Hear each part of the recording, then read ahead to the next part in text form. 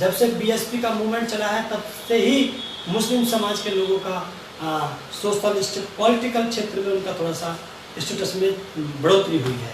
दलित और मुसलमानों का सबसे ज़्यादा जो ग्राफ जो बड़ा है पॉलिटिकल क्षेत्र में वो बीएसपी के मूवमेंट्स के समय। शिक्षा तालीम देने के लिए उन्होंने कोई काम नहीं किया, जैसे कांग्रेस ने कोई काम नहीं किया मुस्लिम समाज की तालीम के लिए, इसी प्रकार से समाजवादी पार्टी ने मुस्लिम समाज की तालीम के लिए कोई काम शुरू कर जाती है उनको बीजेपी करती है, और जिन कामों को शुरू बीजेपी कर जाती है उनको पूरा कांग्रेस करती है। तो ये इन दोनों का ये बंदर बाट का जो ये खेल चल रहा है सम्मानित साथियों, इस बात को आप लोग को समझना।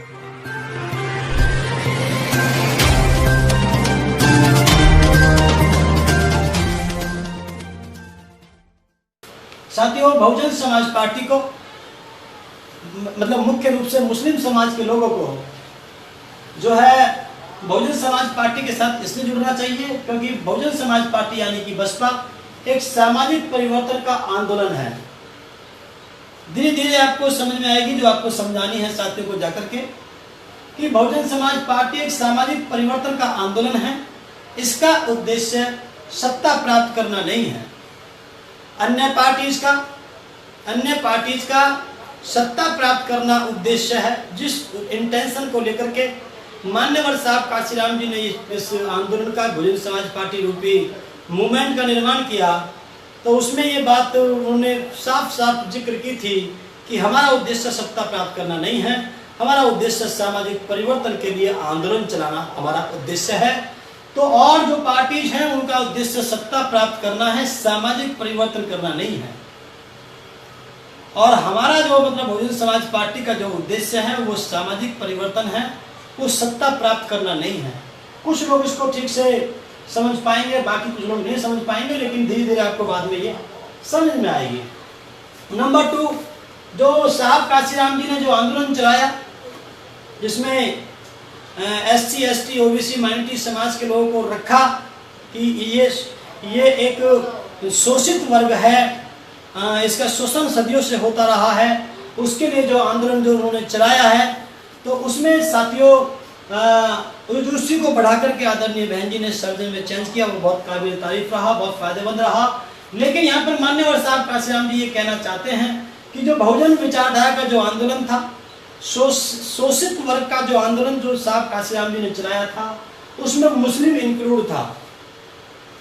जो बहुजन जो 85% जो समाज आता है बहुजन समाज में, उसमें मुस्लिम इंक्लूड है। SC ST OBC माइनॉरिटी जो हम जब बात करते हैं तो उसमें मुस्लिम इंक्लूड है। तो इसलिए ये भी एक मुस्लिम समाज जो है ये भी एक आंदोलन का पार्ट है। ये एक छोटी सी बात यहाँ पे रखी, बाकी आगे रखेंगे। साहब काशीराम जी ने बताया कि जो मुस्लिम समाज है वो बहुजन का हिस्सा है, मुस्लिम अल्पसंख्यक नहीं है। इस देश में मुस्लिम समाज को अल्पसंख्यक के रूप में पेश किया गया है विरोधी ताकतों के द्वारा, वो हम आगे बताएंगे आपको किस प्रकार से। लेकिन साहब काशीराम कह रहे हैं कि वो बहुजन जो शब्द है जो हमने दिया है 85% का, उसका मुस्लिम समाज हिस्सा है। तो मुस्लिम समाज अपने आप को अल्पसंख्यक ना समझे बल्कि बहुसंख्यक भी माने उसको अपने आप को। ये मान्यवर साहब काशीराम जी ने जिक्र किया, ये बात हमने आपको बताने का प्रयास किया। नंबर 2 बात आप लोग देखें यहाँ पर, तो बामसेफ की साहब काशीराम जी ने जब स्थापना करी, तो तब भी आपको पता चल सकता है ये शब्द आज का नहीं है, ये शब्द साहब काशीराम के शुरुआती दौर का है।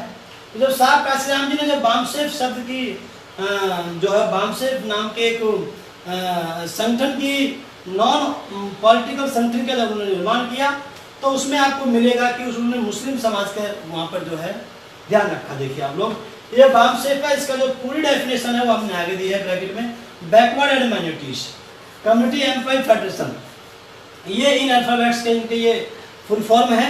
आप यहाँ पे कंफ्यूज ना होए बिल्कुल भी कि आप सोचें कि साहब काशीराम जी यहाँ पर ये कह रहे हैं कि मुस्लिम समाज जो है वो अल्पसंख्यक नहीं है, बहुसंख्यक का हिस्सा है।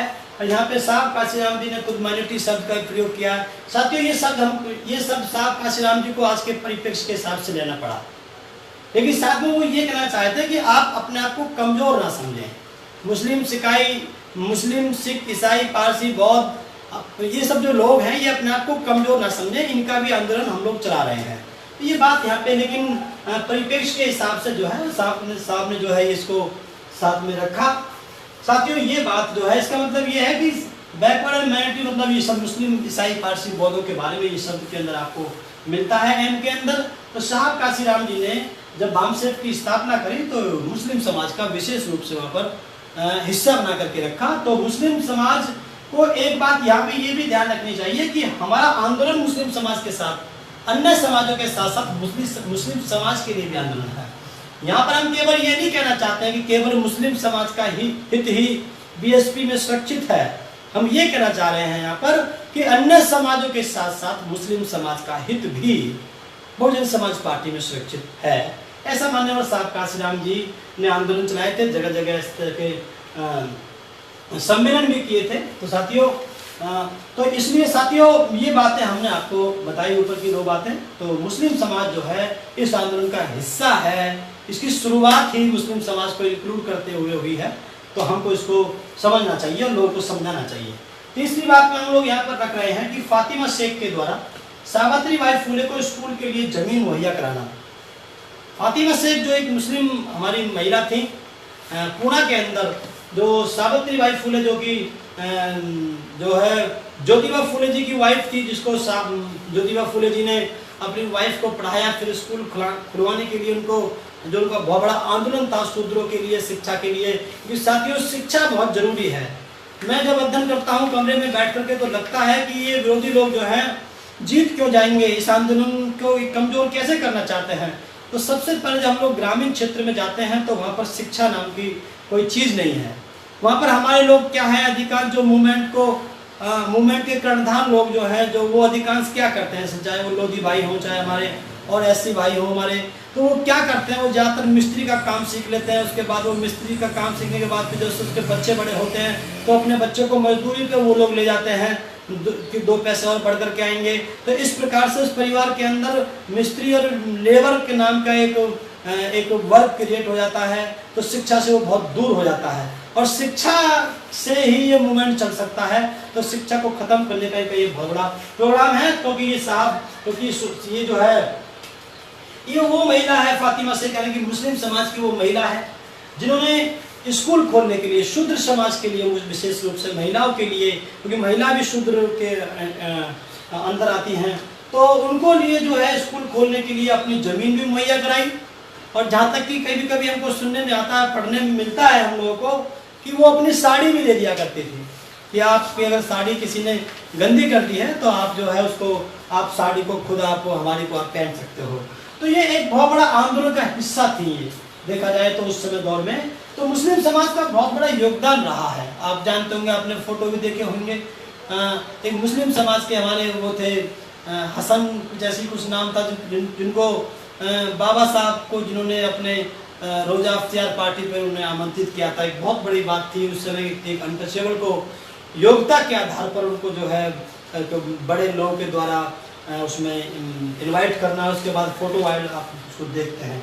तो साथियों ये मुस्लिम समाज का एक योगदान रहा है। दूसरी बात, एक बहुत इंपॉर्टेंट बात हम लोग यहाँ बताने जा रहे हैं कि बाबा साहब को संविधान सभा में भेजने वाले मुस्लिम समाज के लोग थे। आप जानते हैं सम्मानित साथियों कि बंगाल की तरफ से जो जैसर खुलना की जो सीट थी, जिसको जिन्ना साहब ने अपनी उनकी मुस्लिम लीग जो पार्टी थी उससे उसको खाली करवा करके बाबा साहब को वहाँ से चुनवाया था। और जो है उसमें मुस्लिम समाज का बहुत बड़ा योगदान था। तो जिसको उधर चांडाल बिरादरी होती है ऐसी समाज और मुस्लिम समाज की, इन दोनों बिरादरियों ने मिलकर के बाबा साहब को पार्लियामेंट में भेजा था। हालांकि वो हिस्सा इन लोगों ने, चालाक किस्म के लोगों ने, मुख्य रूप से कांग्रेसी लोगों ने उस हिस्से को जो है फिर बाद में उधर पूर्वी पाकिस्तान की तरफ उसको कर दिया था। लेकिन यहाँ पर हम बताना ये चाहते हैं कि बाबा साहब को पार्लियामेंट में भेजने का सबसे पहले जो काम था वो मुस्लिम समाज के योगदान के लोगों का योगदान था। तो मूवमेंट का हिस्सा रहे हैं ऐसा हमेशा मुस्लिम समाज के लोग। और क्योंकि ये भी विक्टिम ऑफ द सोसाइटी है और हम लोग भी विक्टिम ऑफ द सोसाइटी हैं, हम लोग भी परेशान हैं इस सोसाइटी, इस स्ट्रक्चर से। हम लोग भी इसके अधीन, हम भी इससे नुकसान में है, वो लोग भी नुकसान में हैं। तो इसलिए उनका आंदोलन में उनका समय समय पर योगदान रहा है सम्मानित साथियों। तो इसलिए हमने यहाँ पर आपको ये बताने का थोड़ा सा ये इन्फॉर्मेशन हमने आप लोगों को मुहैया कराई। आगे आपको और धीरे धीरे बातें आपको और पुष्टि मिलती रहेगी बातों के लिए, अपने टॉपिक के लिए। जी साथियों, यहाँ पर ये समझना बहुत जरूरी है। यहाँ पर साथियों सबसे पहले आप ये समझें कि हमारा उद्देश्य यहाँ पर ये नहीं है कि हम ये बताना चाहते हैं कि मुस्लिम शासक बहुत अच्छे रहे हैं देश के लिए, या हम लोग उनकी बढ़ाई कर रहे हैं, लेकिन कुछ सच्चाई हमको बतानी पड़ेगी और खासतौर से ओबीसी समाज के लोगों को समझाना पड़ेगा। सम्मानित साथियों, अगर आप लोग शास्त्रों की तरफ जाते हैं और अपने पुराने इतिहास की तरफ जाते हैं, आप लोग अपने दिमाग से भी आप लोग सोच सकते हैं, तो आपको मिलेगा कि जो जमीन जो थी, जो जमीन जो होती थी, वो किसी एक अमूक जाति के पास मुख्य रूप से हुआ करती थी। यहाँ तक कि आज तक भी साहब काशीराम जी ने अपने उसमें बताया था कि लगभग जो है 92-93% जो जमीन है आज भी खेती योग्य जो जमीन है, वो भी आज भी अधिकांश जमीन वो एक अमूक वर्ग के पास में है।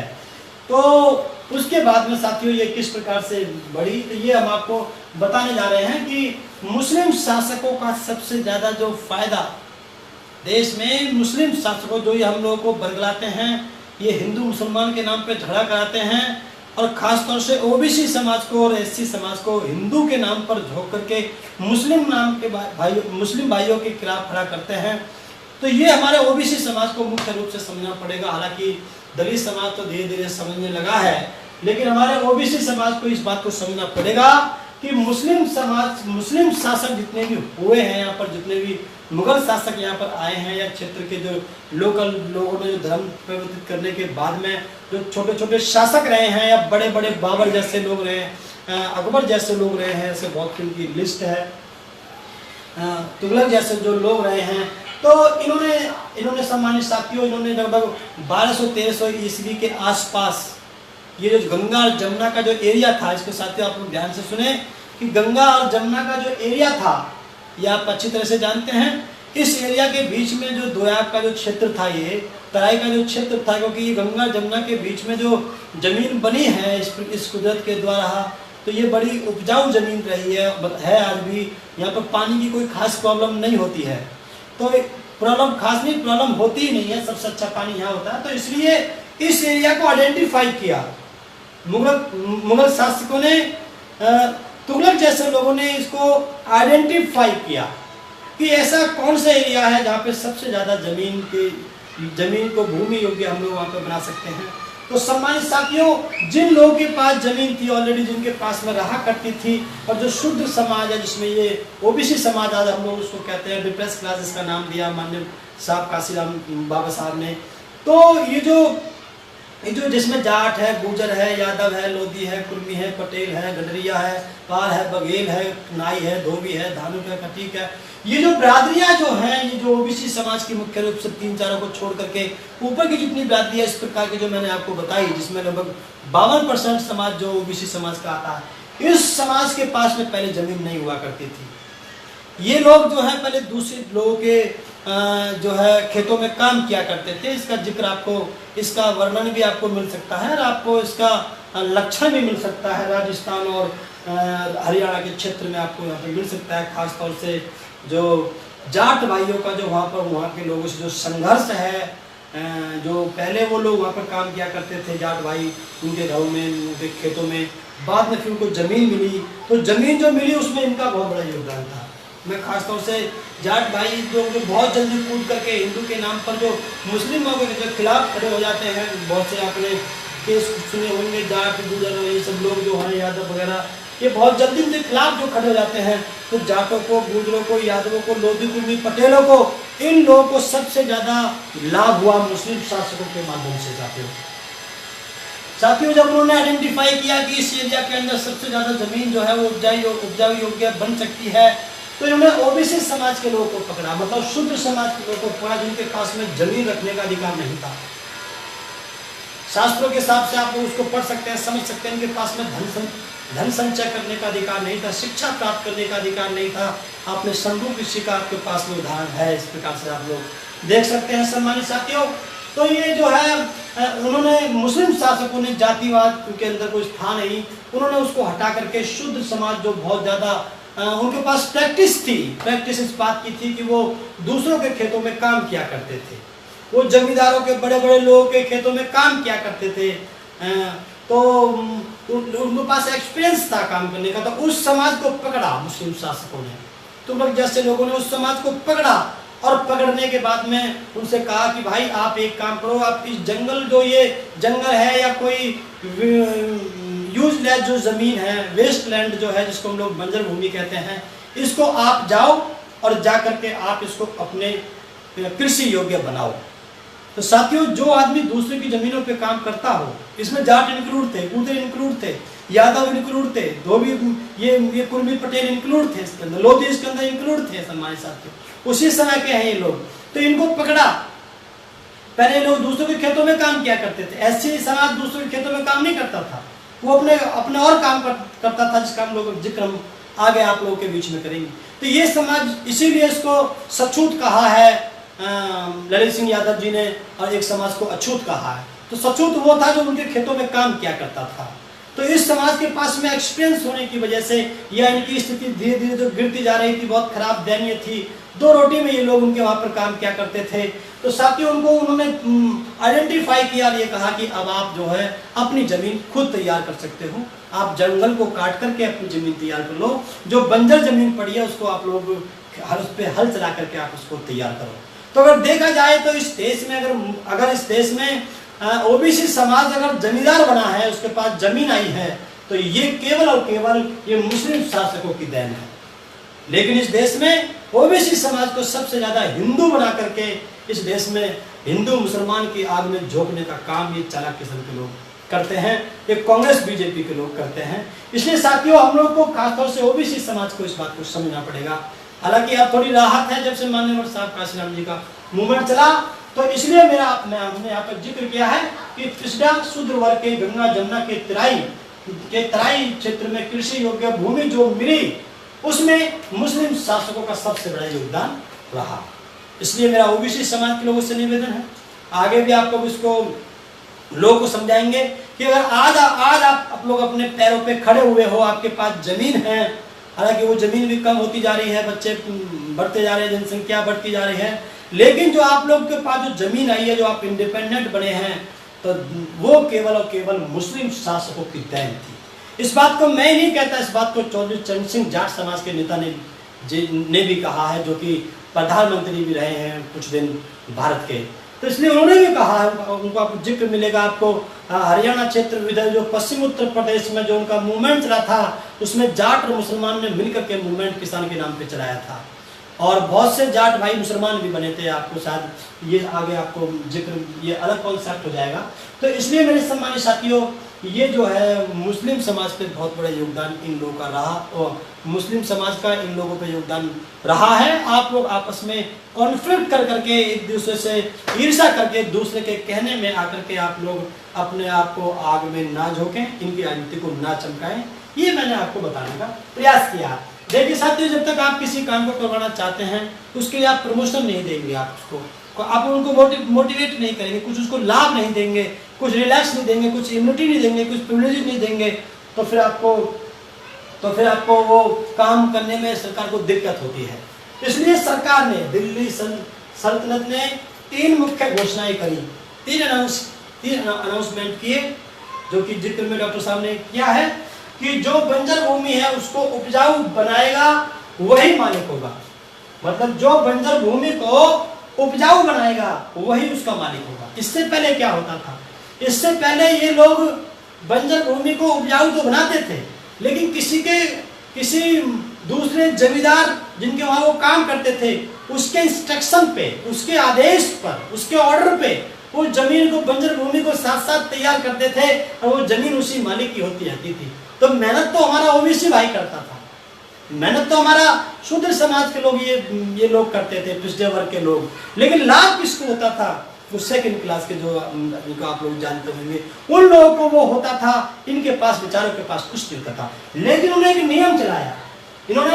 नियम चलाया, दिल्ली से बैठ करके कि भाई जो बंजर भूमि को तैयार करेगा वही उसका मालिक होगा। कितनी इंपॉर्टेंट बात करें। नंबर 2, उसके लिए उसको एडवांस में ऋण भी दिया जाएगा, कुछ उसको सहयोग किया जाएगा, उसको अग्रिम ऋण दिया जाएगा, जिसको तकावी जो है, तकावी शब्द था, क्योंकि मुस्लिम शब्द आपको दिख रहा है, शायद ये मुस्लिम शब्द है जो आपको मिल जाएगा। तो इसलिए सम्मानित साथियों ये, और दूसरी बात कर्ज माफी भी, कर्ज माफी का कॉन्सेप्ट भी अगर इस देश में, इस दुनिया में आया है तो वो भी इन्हीं शासकों के माध्यम से आया है। अगर नहीं पटा पाता है किसी वजह से, उसकी जमीन काम नहीं कर पाती है, भाई तुक्का की बात है, कितने दिन तक वो काम ना करे तो उसको कर्जे में भी डुबा कर रखा जाएगा। पहले तो उसको ऋण दिया जाएगा, पहले उसको लोन दिया जाएगा, अग्रिम एडवांस में दिया जाएगा, और अगर वो नहीं पटा पाता तो उसको फिर माफी भी, कर्ज माफी भी दी जाएगी, इसको प्रमोशन मिलता है इस चीजों से काम का। जी सर। तीसरे नंबर की बात होती है, 3 साल तक कर मुक्त किया जाएगा। 3 साल तक अगर उसकी जमीन उपजा, देखो ऋण भी दिया जाएगा, उसको मालिक भी बनाया जाएगा, और उसको अगर ऐसे भी बात है उसका अगर काम ठीक चल गया है, उसकी जमीन अगर उपजाऊ ठीक निकल गई है, तो 3 साल तक उसको इतना तैयार करे, वो उसी पे ध्यान दे, उसी पे उस पर वापस लगाए उस पैसे को, कि उस जमीन को बहुत अच्छा कर ले, और 3 साल तक राजा को कोई भी कर नहीं लिया जाएगा राजा के द्वारा, उसको कर मुक्त किया दिया जाएगा, मतलब रेवेन्यू नहीं देना पड़ेगा उसको, कोई जमीन का कोई उपजाऊ फसल का कोई भी हिस्सा उसको देना नहीं पड़ेगा। तो साथियों ये बहुत इंपॉर्टेंट काम जो है ओबीसी समाज के लिए मुख्य रूप से मुस्लिम शासकों ने किए, लेकिन इस देश के चालाक किस्म के लोगों ने इस ओबीसी समाज को बरगलाने का काम किया, और सबसे ज्यादा आज की डेट में मुस्लिम समाज के खिलाफ जो इन्होंने खड़ा किया हुआ है वो ओबीसी समाज को खड़ा किया है, जिसके दम पे ये लोग अपनी सरकार बनाते हैं, उनको बरगला करके। विकास से उनका कोई संबंध नहीं है, उनका संबंध ये है कि भाई मुसलमानों ने इस देश का नुकसान किया है, उसके खिलाफ खड़ा करके उसके बाद अपनी रोजी रोटी लोग राजनीतिक रोटी सेकते हैं। तो इसलिए आपको समझना पड़ेगा, नदियों का निर्माण किया उन्हीं शासकों ने, स्वतंत्र कृषि अर्थव्यवस्था, बिल्कुल फ्री एग्रीकल्चर इकोनॉमी को उन्होंने तैयार किया। जमींदार और राय लोग गरीबों के शहर नहीं जाने देते थे। साथियों ये बहुत इंपॉर्टेंट बात है, उस समय के जमींदार और राय लोग, राय एक शब्द है, एक उपाधि है, बाद में ये बाद में मिली है, राय शब्द की जो उपाधि है ये जमींदारों को बाद में मिली है अंग्रेजों के शासनकाल में, लेकिन इसलिए इसको वर्ड को यूज किया गया। लेकिन इस नेचर के लोग जो जमींदार, जो बड़े जो लोग हुआ करते थे, ये लोग जो है, ये लोग गरीब लोगों को शहर में नहीं जाने देते थे। क्यों? क्योंकि उनको अगर वो शहर में चले जाएंगे तो उनको हवा लग जाएगी, तो उनके खेतों में फिर काम कौन करेगा। तो अपने फ्री लेबर रखने के लिए वे लोग, फ्री लेबर के उद्देश्य से वे लोग शहरों में नहीं जाने देते थे, लेकिन उन्होंने, मुस्लिम शासकों ने शहरों का निर्माण किया, और वहां पर इन गरीब लोगों को, शूद्र लोगों को, ओबीसी लोगों को, एससी लोगों को वहां पर इनवाइट किया कि आओ हम शहरों का निर्माण करते हैं, आप भी यहाँ पर आओ। तो इससे जो है उनको शहर जाने की अनुमति जो है राजा ने दी, मुस्लिम शासक ने वहां पर दी। और इस प्रकार से साथियों चलते चलते हमने यहाँ पे जिक्र किया है, जमींदार और राय लोगों का स्तर गिरा, और पिछले शूद्र हिंदुओं के स्तर में इजाफा हुआ, उसमें बढ़ोतरी हुई सम्मानित साथियों। तो इसलिए ये जो सोशल स्ट्रक्चर का जो मामला था, उसके अंदर सामाजिक परिवर्तन के आंदोलन में एक बहुत बड़ी गति देने का काम इन लोगों ने किया। सामाजिक परिवर्तन का आंदोलन जो बुद्ध से लेकर के चल रहा था, उसको कबीरदास, रविदास, ये सब जो लोग उसको जो लेकर के आ रहे थे उस समय के दौर में, उसको, उस सामाजिक परिवर्तन के आंदोलन को गति देने का काम उन शासकों ने किया। क्योंकि इसमें आप इस लाइन से आप लोग यहाँ पर समझ सकते हैं, जाट बिरादरी जो सिंध क्षेत्र में जमींदारों के यहाँ पर खेती में काम करती थी। मैं जाट साथियों तो ये बात पहुंचाना चाहता हूँ कि जाट बिरादरी सबसे ज्यादा जो सिंध एरिया जो पड़ता है, जो है पाकिस्तान से लेकर के इधर तक का जो ये एरिया पड़ता है, दिल्ली की तरफ तक का जो एरिया पड़ता है, पश्चिम उत्तर प्रदेश तक का जो सिंध एरिया जिसको हम लोग कहते हैं, यहाँ पे जाट बिरादरी राजस्थान में, हरियाणा में, और इधर जो आपको मिलती है पश्चिम उत्तर प्रदेश में, ये बिरादरी सबसे ज्यादा जमींदारों के यहाँ पर, दूसरों के यहाँ पे काम करती थी, अन्य लोगों के यहाँ पर, जमींदारों के यहाँ पे काम करती थी। इस बिरादरी को सबसे ज्यादा, क्योंकि ये सबसे ज्यादा उन लोगों के पास काम करती थी, तो इस बिरादरी को सबसे ज्यादा जमीन मुस्लिम शासकों ने दिलवाई थी, क्योंकि ये एक्टिव थे, कृषि में ये निपुण थे, तो इन्होंने बहुत जल्दी अपनी जमीन को तैयार कर लिया था। अब मुस्लिम शासकों ने इनको पूरी पावर दे दी थी कि आप लोग उसको जमीन को यूज कर सकते हो। तो जाट बिरादरी के वर्चस्व में, जाट बिरादरी के स्टैंडर्ड को अपलिफ्ट करने में मुस्लिम शासकों का बहुत बड़ा योगदान रहा है। तो मेरा जाट भाइयों से निवेदन है कि आप इन लोगों के चक्कर में आकर के मुस्लिम भाइयों से झगड़ने का काम ना करें। इस बात को आप लोग समझे साथियों। उनको बहुत बड़ी मात्रा में जमीन भी मिली। उदाहरण राजस्थान और हरियाणा का क्षेत्र जो है, राजस्थान में आप लोग जाएंगे वहाँ बहुत बड़ा संघर्ष है। वो यही संघर्ष है, पहले जाट बिरादरी उनके यहाँ पर जो है काम करती थी खेती में, और जैसे ये लोग आए, मुस्लिम शासक लोग आए, इन्होंने जमीन मुहैया कराई और उसको मालिकाना हक दिलाया, तो तभी से इन लोगों में सबसे ज़्यादा, वहाँ के लोगों में, जाट में और उन लोगों में जो जमींदार लोग थे वहाँ पर पहले, उन लोगों में सबसे ज़्यादा तनातनी आपको राजस्थान में देखने के लिए मिलेगी। बहुत बड़ा उनके अंदर द्वंद्व मिलेगा आपको। वो हो ही जब से रहा है, वो अंग्रेजों के समय से नहीं है, वो और के समय से नहीं है, वो उसी समय से है जब से जाट बिरादरी इंडिपेंडेंट हुई है और उसने मुख्य धारा में अपने आप को जोड़ा है।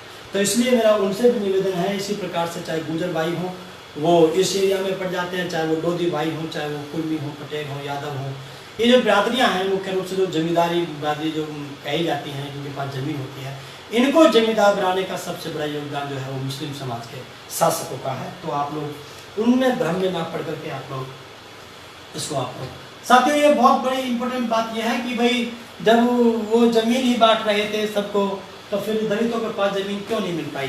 जैसे मैंने आपको पहले बताया था, एक कारण तो वो था वो मिल नहीं पाई थी। वे लोग छितरे लोग थे, बाहर गांव के बाहर की तरफ रुके हुए लोग थे, वो मैंने आपको बताया। लेकिन यहाँ पे सबसे बड़ी चीज़ जो है, यहाँ पे जो जिक्र किया है, एक शर्मा नाम के एक वो है, मैं उनका नाम भूल रहा हूँ पूरा नाम, लेकिन शर्मा नाम के एक ऑथर है, उन्होंने अपनी बात लिखी है कि ओबीसी दलित समाज के मतलब अनटचेबल जो उसको उस टाइम कहा जाता था, अनटचेबल, उन्होंने जिक्र किया कि अनटचेबल जो है ये नहीं थे। उन्होंने अपनी बात में जिक्र किया, अगर आप उसको ठीक से उसको आप पढ़ेंगे तो दलित समाज अनटचेबल नहीं था। दलित समाज अन्य समाज से अलग था, वो उनको छूता नहीं था। मतलब ब्राह्मण, ऐसा समझ सकते हैं आप लोग कि ब्राह्मण इनके घर पे नहीं जाता था, अपने इनके क्रियाकलाप नहीं करता था, ये बात नहीं है। ये लोग ब्राह्मण को अपने घर पे नहीं बुलाते थे, उनसे कोई भी संस्कार नहीं कराते थे, ये मतलब है। यहाँ पर आप इसको ठीक से समझ सकते हैं। तो मैंने आपसे पहले बताया कि ब्राह्मण की 3 प्रकार की कैटेगरी इस समय है, जो बीजेपी आरएसएस को सपोर्ट करती है, जो इस देश में गैर बराबरी की मानसिकता को बनाए रखना चाहती है, कांग्रेस को सपोर्ट करती है, और तीसरी जो है वो बहुजन समाज पार्टी के इस आंदोलन को सपोर्ट करती है, जिसमें वो जो है इस देश की गैर बराबरी की व्यवस्था को समाप्त करके बराबरी की व्यवस्था को स्थापित करना चाहती हैं। तो ब्राह्मण, हम वो जो ब्राह्मण हैं वो मूवमेंट के ब्राह्मण हैं, हम उनका समर्थन करते हैं, उनका स्वागत करते हैं। तो ये जो बिरादरी थी, जो दलित समाज के जो लोग थे, ये लोग व्यवस्था से बिल्कुल बाहर थे, बिल्कुल स्वतंत्र रूप से रहते थे, संगठित थे ये लोग। इनके काम थे कपड़े धोना, सफाई करना, जूते बनाना आदि। जो बिरादरी जो आप लोग मिलती हैं, इनके ये यूनाइट इसलिए थे, ये संगठित इसलिए थे, ये लोग आपस में सब लोग शादी भी किया करते थे। मतलब चमार, चूड़ा, धोबी, दानू, खटीक, ये जो बिरादरी जो थी, ये जो बिरादरियाँ हैं ऐसे समाज की, ये जो बिरादरी आपस में शादी करती थी। जैसे ब्राह्मण आपस में शादी करते थे, क्षत्रिय आपस में करते थे, वैसे आपस में करते थे। तो इसी पैटर्न पे ऐसे समाज के लोग भी आपस में शादी किया करते थे। कर्म इनके सबके अलग अलग थे, लेकिन आपस में रोटी बेटी का इनका संबंध था। लेकिन आज इस देश में इन चालाक किस्म के लोगों ने उनको भी डिफ्रेंशिएट कर दिया, उनको भी अलग कर दिया है। तो ये इसी प्रकार से ये मजबूत थे और ये स्वतंत्र रहना चाहते थे। ये किसी के दबाव में या कोई अपने ऊपर बढ़न लेना नहीं चाहते थे। इनकी रोजी रोटी बिल्कुल ठीक ठाक चल रही थी, तो इन्होंने इस पर ज्यादा जोर नहीं दिया।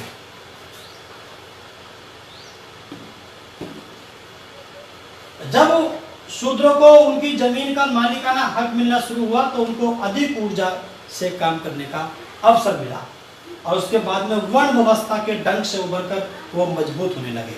इससे पहले, मुस्लिम शासकों से पहले, शूद्र वर्ण जो था वो कमजोर वर्ण था, ओबीसी जो वर्ण है वो कमजोर वर्ण था। इसमें सम्मानित साथियों, उनके पास कोई धन संपत्ति आप जानते होंगे। शास्त्र शस्त्र वर्जिता शूद्रा, शूद्र के लिए कहा कि शास्त्र और शस्त्र, जब शास्त्र मतलब पढ़ाई लिखाई और शस्त्र मतलब हथियार, ये रखने का अधिकार शूद्र के पास नहीं होगा। इसलिए शूद्र मेदना में सुरते तो स्त्री को शूद्र को शिक्षा प्राप्त करने का अधिकार नहीं है, शीशा पिघला कर डाल देंगे, सब बातें जो थी। तो ये शूद्र समाज के लिए ये बातें लिखी थी, लेकिन शूद्र समाज का इस वर्ण व्यवस्था से जो डंग था, इससे उभर करके बहुत मजबूती मिली। ये जो है मुस्लिम समाज के शासकों का बहुत बड़ा योगदान रहा है। लेकिन ये लोग पिछड़े वर्ग को मुस्लिम भाइयों का सबसे बड़ा शत्रु बनाकर बैठे हैं, जबकि अतीत में इन दोनों का आपस में बहुत बड़ा प्रेम रहा है साथियों।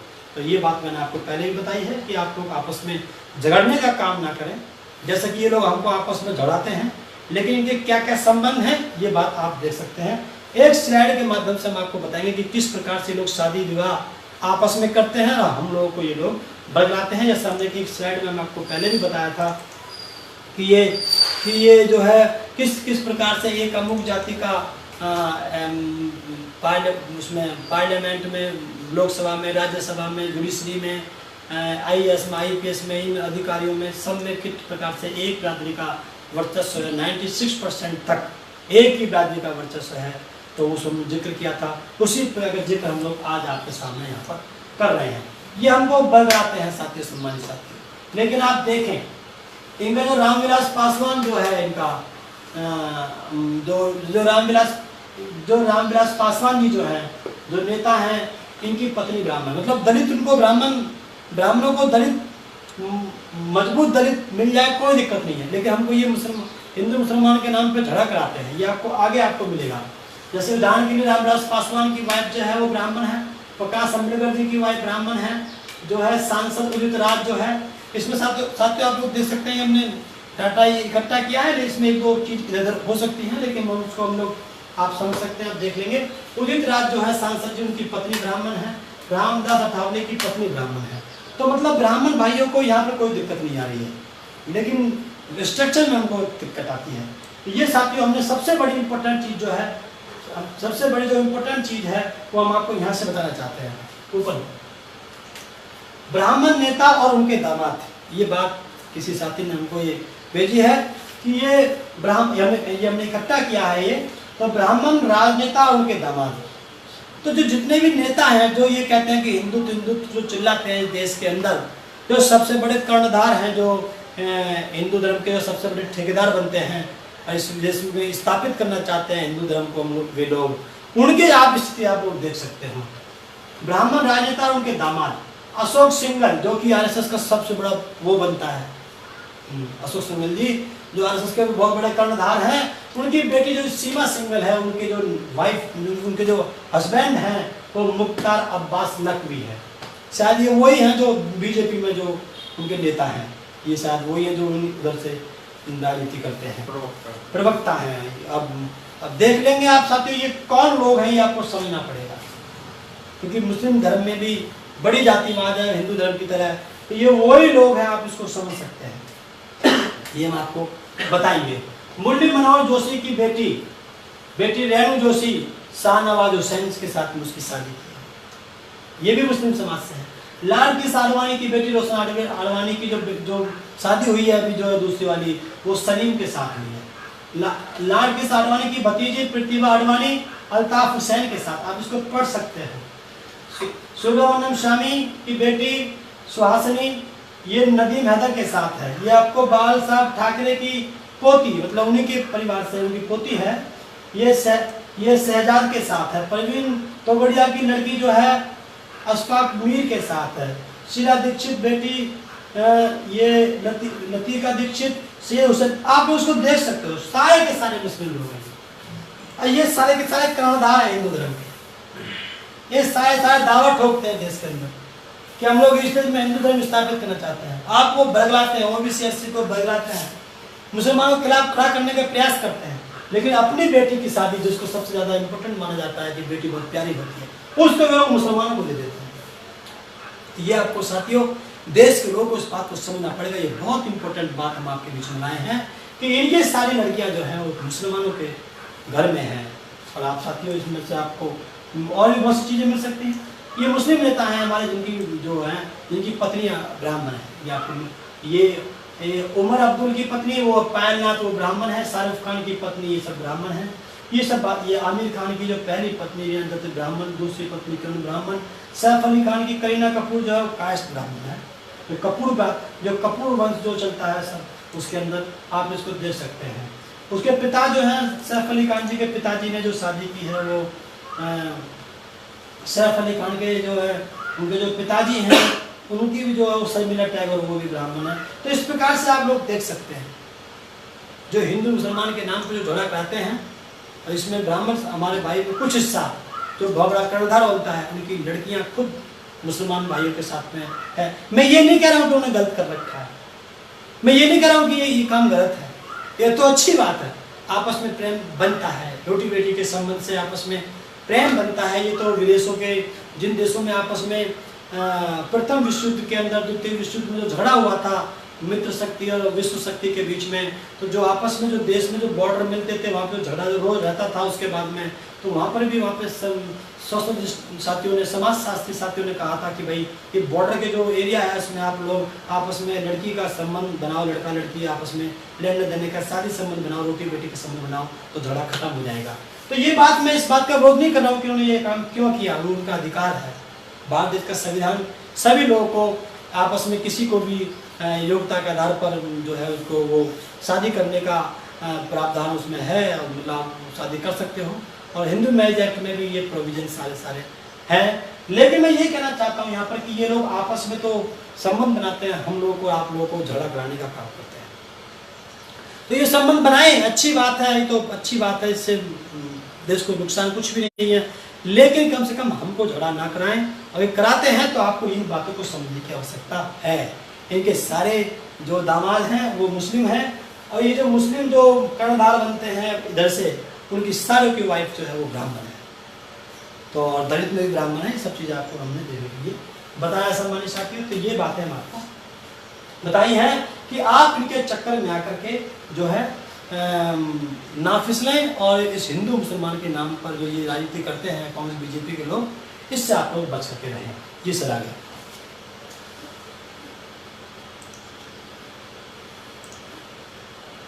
तो इसलिए साथियों ये सब बातें हम आपको बता रहे हैं कि हम आपको माहौल देने का काम कर रहे हैं कि किस प्रकार से आपको अपने इस विषय को पुष्टि देनी है। तो ये साथियों हम यहाँ पे बहुत इंपॉर्टेंट बात लेकर हम लोग यहाँ पे आए हैं। हम लोग बहुत जल्दी ब्रीफ करेंगे, अब छोटे छोटे हम लोग क्या दिया करेंगे, आधे घंटे का, पौने घंटे का, 1 घंटे का, सवा घंटे का, इस प्रकार से हम लोग दिया करेंगे, क्योंकि लोगों की जीवी खत्म हो जाती है तो फिर वो देख नहीं पाते हैं इसको। तो मुस्लिमों की दुर्दशा की जिम्मेदार कांग्रेस, ये हमने एलिगेशन लगाया सीधा का सीधा। इस सीधा हमने आरोप लगाया, हमने ये नहीं कहा कि कौन है, हमने सीधा आरोप लगाया है कि इस देश में मुस्लिम समाज की जो दुर्दशा जो है इस समय, उसकी जिम्मेदार पूर्णतः कांग्रेस है। साथियों इसीलिए मैं माननीय बहन जी के जो आजकल जो चल रहा है कि माननीय बहन जी कह रही हैं कि देश में जो भी प्रॉब्लम्स आ रही हैं इसमें बहुत बड़ा योगदान बीजेपी के साथ साथ, बहन जी ने ये नहीं कहा कि टोटल कांग्रेस, बीजेपी के साथ साथ ये जो गरीब लोग हैं, ये मजदूर लोग हैं, प्रवासी लोग हैं, इनका जिम्मेदार कांग्रेस है। ये बात बहन जी ने कही है, क्योंकि सबसे ज़्यादा शासन जो है देश में कांग्रेस ने किया है। तो इसलिए सम्मानित साथियों ये बात मैं आपको बता रहा था कि यहाँ पर हम लोग बताना चाहते हैं कि मुस्लिम समाज की दुर्दशा, क्योंकि हम यहाँ पे बात मुसलमानों की कर रहे हैं भाइयों की, उसकी जिम्मेदार कांग्रेस है। कैसे? नंबर 1 पॉइंट, जब ये देश आजाद हुआ था तो सबसे पहले कांग्रेस के हाथ में आया था। उस समय मुस्लिम भाइयों की सरकारी विभागों में जो सेवाएं थी, जो भागीदारी थी, वो 37% थी। ये आपको मिल जाएगा जब आप अधिकारी के पीछे, एसपी के पीछे, थानाध्यक्ष के पीछे या डीएम एसडीएम के पीछे जो तख्ती लगी होती है, इस पर लिखा होता है कि कितने समय से कितने समय तक कौन आदमी यहाँ पर अधिकारी रहा है, तो इसका जो जिक्र होता है तो वो पीछे चलता जाता है डेट वाइज। इसका आप पीछे जाएंगे इसको लेकर के तो वहाँ पे 37% आपको अधिकारी मिलेंगे। इसको आज की डेट में 0.5%, इसका जिम्मेदार टोटल कांग्रेस है, क्योंकि कांग्रेस के शासनकाल में ये सब हुआ है। इसलिए सम्मानित साथियों इसका जिम्मेदार अगर सरकारी विभागों से 37% की जगह पर इन्होंने 0.5% लाए हैं तो एजुकेशन भी गिराई है इन्होंने, तभी तो हुआ ऐसा। बहुत बुरी तरह से मुसलमान समाज का प्रयोग कांग्रेस के लोगों ने किया है, तो इसलिए एजुकेशन भी आपकी बहुत बुरी तरह से उन्होंने गिराई है। हमने यहाँ पे बताया कि पुरानी जो फराद होती है, पुराने जो दस्तावेज होते हैं गवर्नमेंट के, जिसमें ज़मीन को हम लोग ढूंढते हैं, जिसको बस्ता कहते हैं, खस्ता खतौनी टाइप के जो लोग होते हैं, तो उसमें जो उर्दू भाषा में आपको मिलेगा उनका उल्लेख। बस्ते हुए आपको उर्दू भाषा में आपको वहाँ पे लिखा हुआ मिलेगा। इसका मतलब उर्दू भाषा वहाँ पर उस समय मुख्य भाषा थी। उर्दू भाषा मुख्य भाषा थी। मैंने ये नहीं कहा कि मातृभाषा थी, लेकिन मुख्य भाषा थी। आज उर्दू भाषा कहीं पर भी इन लोगों ने नहीं छोड़ी है। हालांकि उसको प्रमोट करने के लिए माननीय बहन जी ने कोई स्टेप लिए थे अपने शासनकाल में, उसका जिक्र हम आपको आगे बताएंगे। संपूर्ण वोट के बदले आपको दिया क्या? आपसे वोट लिया, आपको दिया क्या? आपको केवल राष्ट्रपति दिए। आपको 2-3 राष्ट्रपति दिए, शायद 2 राष्ट्रपति दिए। एक अंसारी जी दिए हैं, एक APJ अब्दुल कलाम दिए हैं शायद। ये क्या है? ये स्टैंप, ये रबर स्टैंप पावर। इनके पास कोई पावर नहीं होती। आप जानते हैं कोई बिल राज्यसभा और लोकसभा से पास हो जाएगा, एक बार पास हो गया, राष्ट्रपति के पास में गया परमिशन के लिए, राष्ट्रपति वापस कर सकता है, तो उसके पास पावर है। उसके बाद दोबारा जाएगा वही बिल, राष्ट्रपति उसको फिर वापस कर सकता है। अगर तिबारा वो बिल जाता है तो राष्ट्रपति उसको वापस नहीं कर सकता, उसको अपनी सहमति देनी ही पड़ेगी। तो उसके पास कोई अपनी पावर नहीं है, केवल वो अपनी पॉकेट में कुछ समय के लिए उसको रोक सकता है। वो उसकी कोई खास वीटो पावर नहीं होती, वो उसकी केवल इतनी ही वीटो पावर होती है। तो संपूर्ण वोट लिया, लेकिन बदले में क्या दिया? राष्ट्रपति। कोई पावर नहीं, पावरलेस। जिसको साहब काशीराम जी ने इसीलिए इस पद को, इस पोस्ट को ठुकराया था, जो बीजेपी ने ऑफर भी किया था। तो वो चाहते थे कि मूवमेंट रुक जाए, तो साहब काशीराम जी ने उस मूवमेंट पे ध्यान दिया कि नहीं, मैं तुम्हारे इस महल में बंद होकर के, कैद होकर के, काशीराम को यहाँ पर कोई कैद नहीं कर सकता। काशीराम तो झुग्गी झोंपड़ियों में जाकर के अपने इस मूवमेंट को चलाने का कार्य करेगा। तुम काशीराम की पैरों में बेड़ी डालना चाहते हो राष्ट्रपति करके, हम बनेंगे तो हम प्रधानमंत्री बनेंगे। इसलिए सम्मानित साथियों, दिया क्या? राष्ट्रपति की, जो बिल्कुल रबर स्टैंप की तरह होता है, इसकी कोई पावर नहीं होती। और ऊपर हमने आपको बताया कि ये नुकसान कांग्रेस ने की। काका कालेकर की रिपोर्ट की तरह है, जैसे कालेकर OBC समाज के लिए जो रिपोर्ट बनवाई थी बाबा साहब के एफर्ट से, तो उसी प्रकार से 70 कमेटी की रिपोर्ट को भी रोकने का काम जो है सबसे ज्यादा जो किया वो कांग्रेस पार्टी ने किया, जिसकी वजह से बहुत बड़ा नुकसान मुस्लिम समाज का हुआ है। ये बहुत बड़ी चीज होती है साथियों, इसको समझना आसान नहीं होता है, लेकिन बहुत इंपॉर्टेंट चीज होती है। एक ही निर्णय पूरे समाज को बिल्कुल पूर्णतः जो है बदल सकता है, उसके विकास को एकदम से।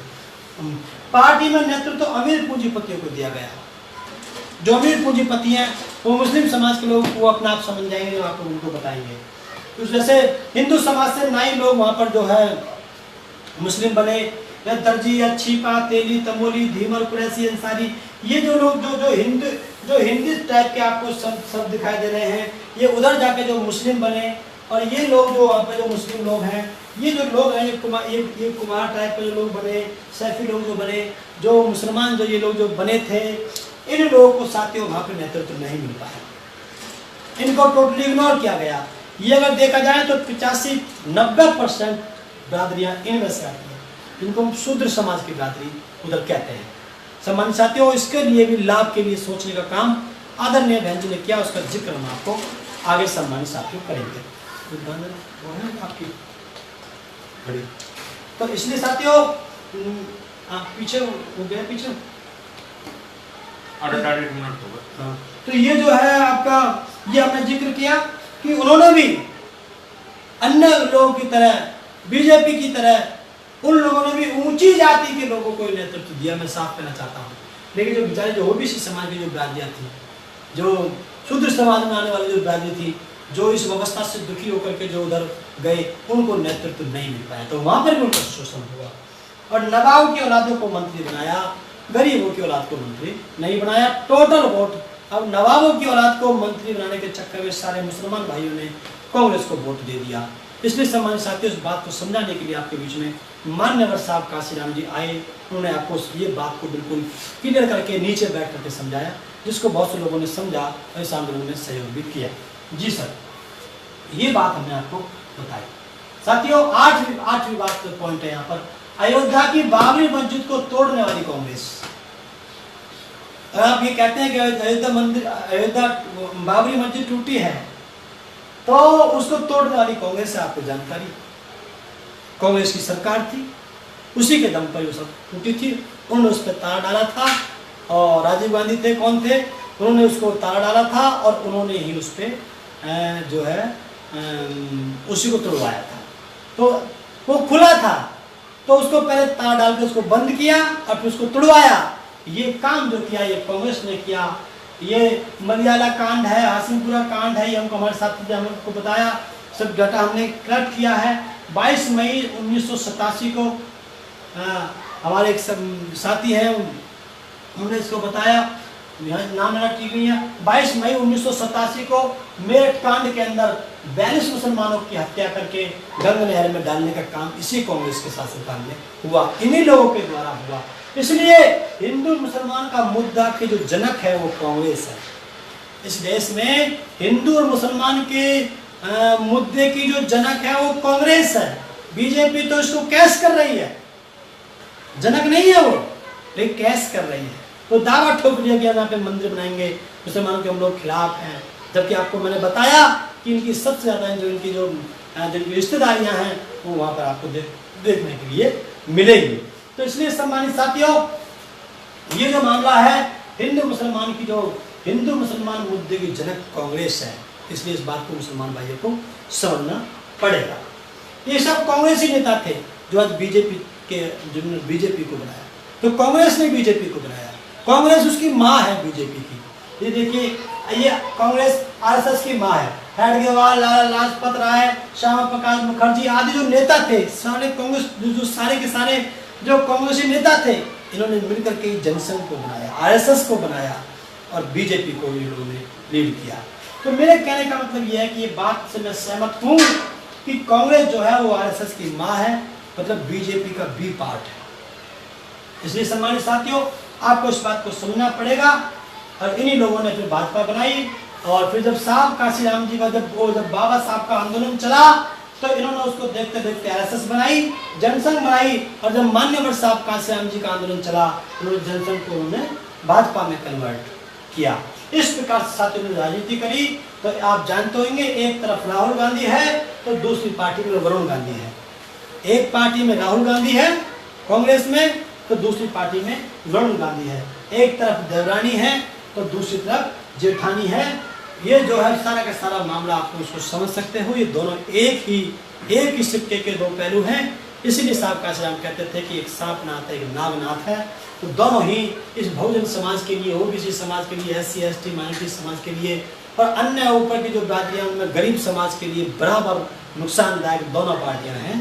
इसलिए सम्मानित साथियों, बीजेपी एक्टर है तो कांग्रेस प्रोड्यूसर है। ये बात बहुत इंपॉर्टेंट है। बीजेपी बाहर से दिखती है, एक्टिंग करती दिखती है, लेकिन उसको जो डील करती है, जो पीछे से जो प्रोड्यूसिंग एक्टर का कोई अपना रोल नहीं होता कोई, तो जैसे प्रोड्यूसर बोलेगा वो वैसे ही उसी डायलॉग को उसको बोलना होता है। तो कांग्रेस जो है वो प्रोड्यूसर है और ये एक्टर है। ये बात बिल्कुल जायज है। जो काम आज भाजपा कर रही है, यही काम कांग्रेस के द्वारा शुरू किए हुए हैं। चाहे वो प्राइवेट का मामला हो, प्राइवेटाइजेशन का, आरक्षण को समाप्त करने की तरफ हो, चाहे सबसे ज़्यादा अमेंडमेंट करके संविधान को सबसे ज़्यादा अमेंडमेंट करके जो है सबसे ज़्यादा कमज़ोर करने का काम संविधान को, ये कांग्रेस के शासनकाल में हुआ। इसलिए मेरे सम्मानित साथियों, ये जो है आज जो सबसे ज़्यादा जो नुकसानदायक है वो बीजेपी के साथ साथ कांग्रेस भी नुकसानदायक है। तो इसलिए मैं माननीय बहन जी जो बोल रही हैं इस बात को कि देश में बीजेपी के साथ साथ जो है कांग्रेस भी जिम्मेदार है, मैं उनकी बात का समर्थन करता हूं सम्मानित साथियों। इसलिए साथियों, आप लोग इस बात को समझें कि कांग्रेस की वजह से देश बहुत बुरी तरह से नुकसान हो गया है। चाहे वो ग्लोबलाइजेशन का मामला हो, चाहे प्राइवेटाइजेशन का मामला हो, चाहे वो विदेशी कंपनियों को यहाँ पर आकर के अधीन करना हो, कुछ भी मामला हो, चाहे वो रेलवे का मामला हो, चाहे किसी का मामला हो, इसमें सबसे बड़ा योगदान जो है ये सारे काम कांग्रेस के द्वारा चले हुए हैं। इस देश का बहुत बड़ा ये दुर्भाग्य है कि लोग कुछ समझ नहीं पाते हैं कि जिन कामों को कांग्रेस शुरू कर जाती है उनको बीजेपी करती है, और जिन कामों को शुरू बीजेपी कर जाती है उनको पूरा कांग्रेस करती है। तो ये इन दोनों का ये बंदर बाट का जो ये खेल चल रहा है सम्मानित साथियों, इस बात को आप लोगों को समझना पड़ेगा। जिन कामों को कांग्रेस शुरू कर जाती है उनको बीजेपी करती है, और जिन कामों को शुरू बीजेपी कर जाती है उनको पूरा कांग्रेस करती है। तो ये इन दोनों का ये बंदर बाट का जो ये खेल चल रहा है सम्मानित साथियों, इस बात को आप लोगों को समझना पड़ेगा। यहाँ पर साथियों आप लोग इनसे सतर्क रहिए, दोनों पार्टी से आप सतर्क रहिए। यहाँ पर एक बात मुझे याद आ रही है, आप लोगों को फुटबॉल की तरह ये लोग यूज करते हैं, आप लोगों को इस बात को समझना पड़ेगा, जिसका जिक्र मैं आपको आगे करूँगा। जी सर, तो ये साथियों हम लोग ब्रीफ करने जा रहे हैं बहुत जल्दी, तो इसलिए इसके आगे कुछ है, ठीक है, बस पीछे करो वो, हाँ ये है। तो इन लोगों ने आपको बराबर प्रयोग किया है, ये दोनों पार्टी आपको प्रयोग करती हैं। मैं इस बात को जब राजस्थान का प्रभारी था तो तब मैंने वहाँ पर भी जिक्र करता था। उदाहरण फुटबॉल मैच, तो हाँ, जो उदाहरण जो है वो आपका फुटबॉल मैच, बहुत अच्छी बात याद दिलाई अभी बहुत प्रकार जी ने, कि एक उदाहरण आपको के माध्यम से हम आपको समझाएंगे कि जैसे आप लोग फुटबॉल का मैच खेलते हैं तो उधर भी खिलाड़ी होते हैं, इधर भी खिलाड़ी होते हैं, मतलब कांग्रेस के भी खिलाड़ी, बीजेपी के खिलाड़ी, दो टीम होती है, फुटबॉल अकेली होती है। तो फुटबॉल को हम लोग यहाँ पे जनता मान लेते हैं। तो क्या करते हैं ये कांग्रेस जो है जब विकास नहीं करती है तो कांग्रेस कहती है अरे यार ये क्या बात है, इनको कोई जरूरत नहीं विकास करने की, तो लात मारती है। तो लात मारती है तो चोट लगती है, तो बीजेपी के पाले में आप लोग चले जाते हो, कांग्रेस से रुष्ट होकर के आप बीजेपी के पाले में जाते हो। इस टीम से बॉल उस टीम चली गई, जब वो बीजेपी के पाले में गई उसने कहा अरे यार ये तो बहुत अच्छा रहा है, तो बिना बुलाए आ गए भाई हमारे पास, तो उन्होंने ठोकर मारी, कांग्रेस ने ठोकर मारी तो हम बीजेपी में आ गए, तो बहुत अच्छा रहा भैया। इनका कोई विकास करने की जरूरत नहीं है, अपना मौज करो, एंजॉय करो, अपने लोगों को मजबूत करो। तो जनता ने वोट बीजेपी को दे दिया, आओ भैया हिंदू के नाम पर और मंदिर के नाम पर वोट दे दिया। उसके बाद देखा तो कोई विकास नहीं किया उसने, उनका उद्देश्य ही नहीं है, उनका उद्देश्य बॉल का विकास करना नहीं है, जनता का विकास करना नहीं है। तो सम्मानित साथियों उन्होंने फिर जो है फिर वहां से उन्होंने लात मारी, जब लात मारी तो चोट लगी, दर्द हुआ, फिर से वो ठोकर खा करके फिर कांग्रेस की तरफ गए। फिर कांग्रेस लोगों ने क्या सोचा, अरे यार गए तो बड़ी ऐंठ में थे, बिना बुलाए आ गए ये तो सम्मानित साथियों फिर उन्होंने जो है उसमें फिर उन पर चोट मारी, फिर बीजेपी के पाले चले गए। उन्होंने कहा आओ भैया मंदिर चाहिए तुम्हें, हाँ चाहिए, तो चलो इस बहाने चलते हैं। तो मंदिर भी नहीं बनना, ना उससे कुछ लाभ होना है, बने तो हमने पहले ही बताया कि बहुत अच्छी बात है बने, लेकिन झगड़ा मत करो उसके चक्कर में, आप राजनीति मत करो, उसको राजनीतिक मुद्दा मत बनाओ उसको, आप समझ साथियों ये धार्मिक मामला है। इसलिए ये क्या हुआ, कभी बॉल इस पाले में, कभी बॉल इस पाले में, कभी आप कांग्रेस को वोट देते हो तो कभी आप बीजेपी को वोट देते हो। ये ठोकर खाते खाते इस बॉल के हाल खराब हो गए। कभी बॉल इस पाले में ठोकर, ये ठोकर मारते हैं तो उस पाले में जाती है बीजेपी के में, अगर बीजेपी ठोकर मारती है तो कांग्रेस मारती है। इन दोनों के बंदर बाट में, इन दोनों के इस गेम के अंदर फुटबॉल यानी कि जनता का नाश हो रहा है, देश का नाश हो रहा है। तो सम्मानित साथियों मेरा आप लोगों से निवेदन है, जो आप में लात मारते हैं बार बार, जो दोनों टीमें आपको लात मारती हैं बार बार, आप इनकी लात को मत खाओ, बल्कि आप लोग चाहें तो इनकी लात से बच करके खुद इनको लात मार करके बहुजन समाज पार्टी के पक्ष में, जिस दिन आप लोगों ने अपना मन बना लिया उस दिन देखना इस देश की और ही हवा होगी, इस देश में विकास चहुमुखी होगा। इसलिए मेरा आप लोगों से निवेदन है कि बॉल की भांति जनता रूपी लोग, आप लोग कांग्रेस और बीजेपी रूपी ए और बी टीम के अधीन में आकर के, उनके कब्जे में आकर के लात खाना बंद करो। वो आपका विकास करने वाले नहीं हैं, विकास करेगा तो ये आंदोलन करेगा, बाबा साहब का विचारधारा करेगी, फूले की, साहू की, जो ओबीसी समाज के थे, सर छोटू राम थे, गुर्जर समाज में थे, हमारे मीरबोज गुजर थे, ललित सिंह यादव थे, अविंदर भाई लोधी थी, ऐसे तमाम महापुरुष लोग रहे हैं जो हर एक बिरादरी में से निकल के आए हैं, पाल समाज से भी लोग रहे हैं। तो इनका जो आंदोलन है, इन आंदोलन पर चलने वाली बहुजन समाज पार्टी आपका विकास कर सकती है, यानी कि बहन जी आपका विकास कर सकती है, आगे आपको विकास मिलने वाला नहीं है। और साथियों जहाँ तक की बात सपा की रहे तो आप यहाँ पर देख सकते हैं, हमने इसको संधि विच्छेद किया है, 6+5, 6 मतलब सहित और 5 मतलब परिवार, मतलब परिवार सहित, ये परिवार की पार्टी है। यहाँ पर मुसलमान समाज का सबसे बड़ा नुकसान इन लोगों ने भी किया है। यहाँ पर इन लोगों ने कुछ लोगों को अपने पास में बैठा करके बाकी मुस्लिम समाज को पूरे को रोड पे छोड़ दिया, जहाँ तुम पिंचा लगाओ और कबाड़ी को बीनने का काम करो। जहाँ ज़्यादा क्या करते हो, तुम कबाड़ी की ठेली पकड़ लो और जाकर के अपना काम करो। शिक्षा तालीम देने के लिए इन्होंने कोई काम नहीं किया। शिक्षा तालीम देने के लिए उन्होंने कोई काम नहीं किया। जैसे कांग्रेस ने कोई काम नहीं किया मुस्लिम समाज की तालीम के लिए, इसी प्रकार से समाजवादी पार्टी ने मुस्लिम समाज की तालीम के लिए कोई काम नहीं किया। जबकि आपको पढ़ने को मिल जाएगा, आपको कुरान में पढ़ने को मिल जाएगा, वहाँ पे जिक्र क्या है मोहम्मद साहब ने कि अगर तालीम को प्राप्त करने के लिए आपको 7 समुद्र पार भी जाना पड़े तो आपको जाना चाहिए। तालीम का जिक्र आपको कुरान में मिलेगा। तालीम बहुत बड़ी चीज़ है जिसको छीनने का काम इन लोगों ने किया, चाहे वो कांग्रेस हो, चाहे बीजेपी हो, चाहे वो समाजवादी पार्टी हो। लेकिन बहन जी ने यूनिवर्सिटी बनाने के लिए काम किया। वो जिक्र हम आपको हो सकता है हम आपको आगे करने के लिए मिलेगा। IGDIG कलेक्टर अमुक जाति के लोग आपको वहाँ पर मिलेंगे। अधिकांश जन की सरकार आती है। डिम्पल यादव जो है वो डिम्पल यादव योगी जी के परिवार से है, आप जानते होंगे। और प्रतीक यादव की जो पत्नी है वो भी उनकी रिश्तेदार है। एक दूसरे त्योहार पर एक दूसरे को बधाई देते हैं।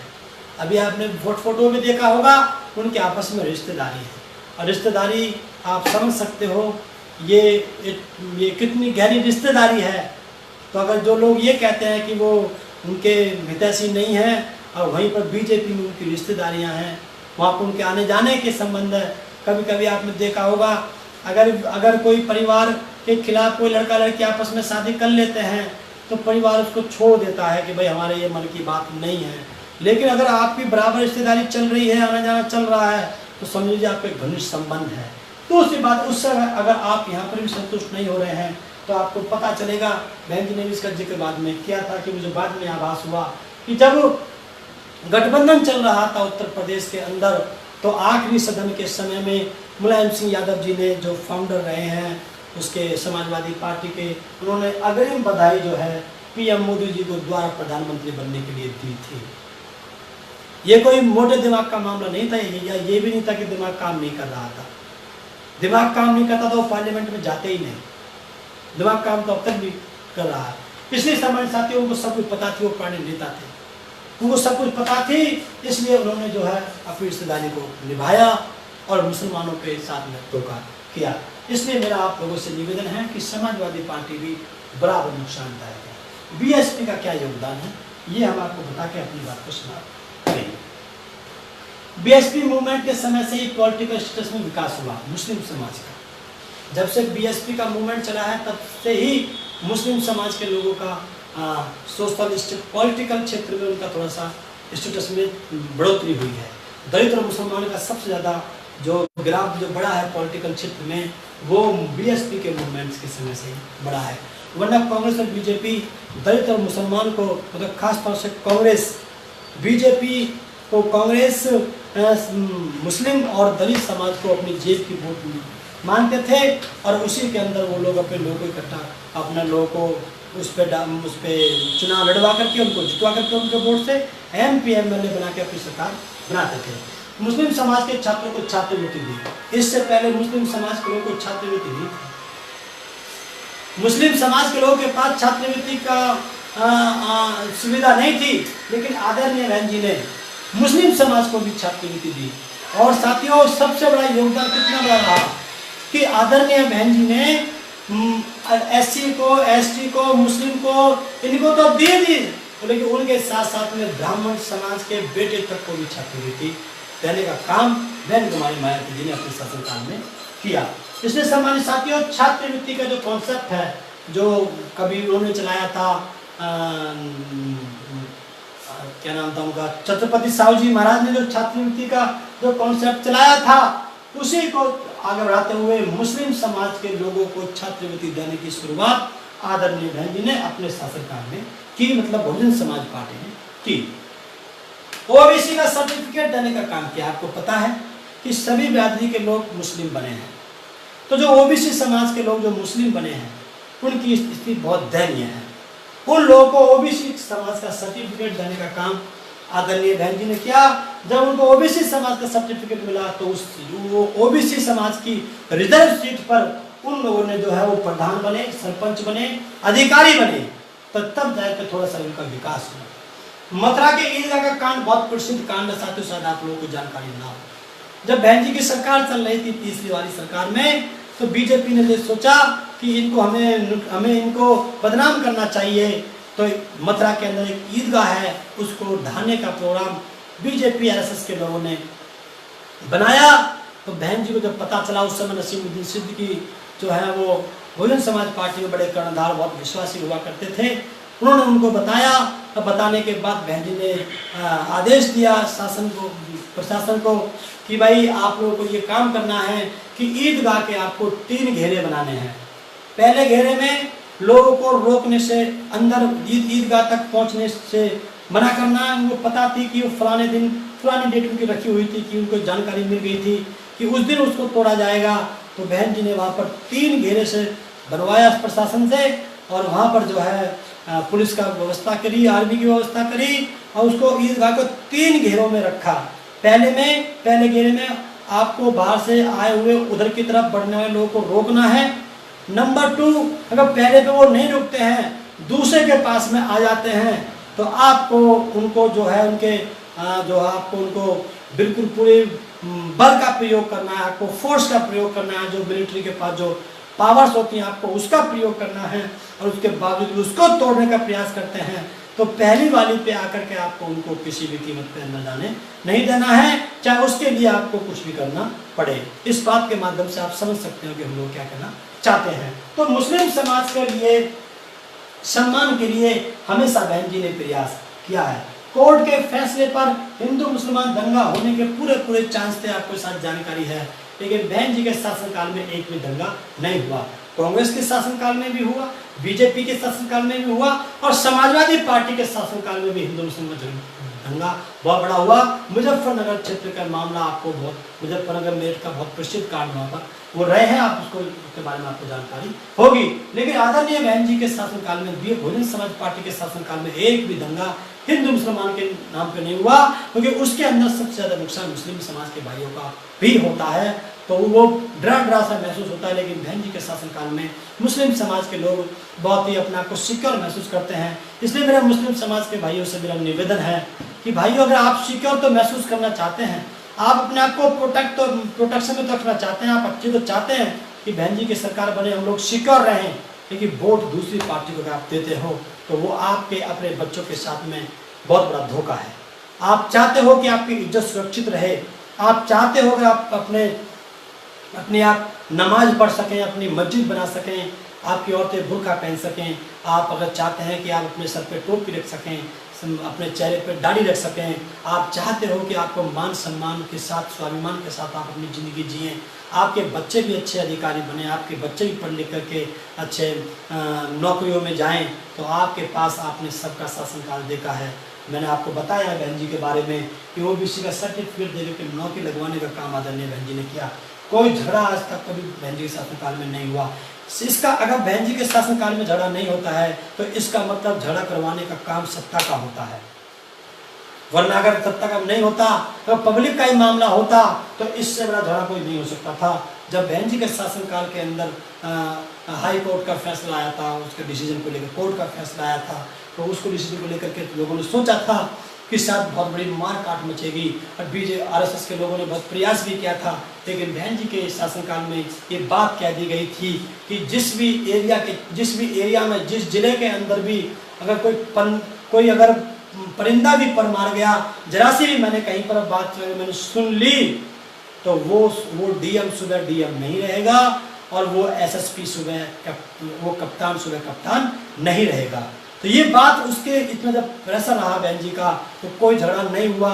इसका मतलब झगड़े करवाने की जो प्लानिंग होती है वो सत्ता की होती है, ये बात प्रमाणित होती है यहाँ पर। इसलिए सम्मानित साथियों, मैं मुस्लिम समाज के लोगों से विशेष रूप से निवेदन है कि आपका जो हित है इस प्रकार से बहुजन समाज पार्टी में सुरक्षित है। सबसे पहली बात, आप यहाँ पे सेफ है, आपकी इज्जत के साथ कोई खिलवाड़ नहीं होगा। अन्य का भी और अन्य भी समाज का भी हित सुरक्षित है, क्योंकि मुस्लिम समाज का भी यहाँ पर ही सुरक्षित है। आपकी इज्जतें मैंने देखा था, बहुत बड़ी इज्जतें अंदर लूटी हैं, तो वो आपका कोई नुकसान नहीं होगा, आपके एम्प्लॉयमेंट में कोई प्रॉब्लम नहीं आएगी, आपके तालीम में कोई प्रॉब्लम नहीं आएगी। हमने यहाँ पे बताया आगे कि लखनऊ में बहन जी ने उर्दू फारसी विश्वविद्यालय देने का काम किया, उर्दू अरबी जो है यूनिवर्सिटी देने का काम किया, और लगभग 577 बड़े कॉलेज दिए तालीम को हासिल कराने के लिए। आप तालीम हासिल कीजिए आप लोग, ये किसी ने नहीं किया, ये सपा ने नहीं किया, ये कांग्रेस ने नहीं किया, ये किया तो बहुजन समाज पार्टी ने किया। गौतम बुद्ध यूनिवर्सिटी दी है एक तरफ बहुजन समाज के लोगों को, तो मुस्लिम समाज के लोगों के लिए अलग से वहाँ पर जो है यूनिवर्सिटी जो दी, जिसमें सभी लोग वहाँ पर जाकर एजुकेशन प्राप्त कर सकते थे, लेकिन लगभग 80% वहाँ पर मुस्लिम समाज के लोगों के लिए वहाँ पर सीटें रुक रही। जैसे वहाँ पर आपको दिल्ली में हज सेंटर दिया, आपको मुस्लिम समाज की लड़कियों के लिए शादी के लिए 51,000 रुपये का अनुदान दिया, महामाया के नाम से विवाह के लिए 51,000 का दिया, जो बाद में सपा की सरकार ने घटा करके उसको 18,000 कर दिया। तो बहन जी ने बढ़ाया और उन्हें गिराया। इसलिए मेरे सम्मानित साथियों, मेरा आप लोगों से निवेदन है कि आप लोग इस बात को समझें। देखो हमने नीचे यहाँ पे लिखा है, उत्तर प्रदेश के 2014 के लोकसभा चुनाव के अंदर वहाँ पे कांग्रेस और भाजपा और समाजवादी पार्टी से मिलकर के जो अंदर उन लोगों का पैक्ट रहा, उसके अंतर्गत एक भी मुस्लिम समाज को उत्तर प्रदेश से जीत करके जाने नहीं दिया। अगर सपा के जीते 5 तो उनके वो परिवार के जीते, लेकिन एक भी मुसलमान को नहीं जीत के जाने दिया किसी भी पार्टी से। लेकिन उनके मुंह पे तमाचा मारने के लिए उन्होंने जो धोखा दिया था हमारे इस मुस्लिम समाज को, उसको उनको जवाब देने के लिए आदरणीय बहन जी ने कहा कि अगर तुम लोगों ने मिलकर के एक मुस्लिम समाज के नेतृत्व उत्तर प्रदेश से किसी भी नेतृत्व को पार्लियामेंट में नहीं जाने दिया है, तो उसके बदले में आदरणीय बहन जी ने मुनकाद अली को राज्यसभा में भेज करके ये कहा कि जाओ उत्तर प्रदेश की तरफ से अपने मुस्लिम समाज का नेतृत्व जाके आप पार्लियामेंट में करो। अगर इन लोगों ने अगर इन्होंने लोकसभा में नहीं भेजने दिया, तो उससे भी बड़े सदन में 6 साल के लिए जो होता है, जो अनडिजॉल्वेबल होता है, उसमें जाकर के बहन जी ने राज्यसभा बनाने का काम मुनकाद अली जी को किया। ये कितना बड़ा काम था कि सबसे पहली बात तो इस समाज की कोई बात कहने वाला वहाँ पर उत्तर प्रदेश की तरफ से होना चाहिए। तो ये साथियों, जब तक कोई कहने वाला नहीं होगा तो किसी बात को सुना और समझा कैसे जाएगा। इसलिए साथियों, इस आधार पर बातें तो बहुत सी हैं, इस आधार पर हमारा आप लोगों से निवेदन है, मुख्य रूप से मुस्लिम समाज के लोगों से, कि आप अगर इज्जत के साथ जीना चाहते हो, बच्चों के लिए रोजगार चाहते हो, तो आपको कांग्रेस से मोह त्यागना पड़ेगा, आपको उत्तर प्रदेश में सपा से मोह त्यागना पड़ेगा। आपका हित इस आधार पे बहुजन समाज पार्टी में ही सुरक्षित है। तो ये साथियों, ये बात हमने आप लोगों को बताई, सारी बातें हमने बताई। ओबीसी समाज को मजबूत करने के लिए, जमींदार बनाने के लिए सबसे बड़ा योगदान मुस्लिम शासकों का रहा है। इसलिए ओबीसी समाज के लोग भी मुस्लिम समाज के साथ में अपना सौतेला व्यवहार ना करें, भाईचारे के साथ रहें, और ऐसे समाज का भी जो है वो भी उनका आपस में धीरे धीरे उनका प्रेम बढ़ता जा रहा है और आगे और बढ़ता रहेगा। ये मान्यवर साहब काशीराम के मूवमेंट की देन है, बहन जी के नेतृत्व की देन है। इसलिए साथियों, हमने ये बात आपके बीच में रखी। मेरा अपना चैनल, आपका चैनल, समाज का चैनल, देश का चैनल एनबी न्यूज 24/7 को आप लाइक करें, सब्सक्राइब करें और ज्यादा से ज्यादा इसकी वीडियो को शेयर करें, ताकि हर खबर को मैं आप तक आसानी से पहुंचा सकूं। जय भीम।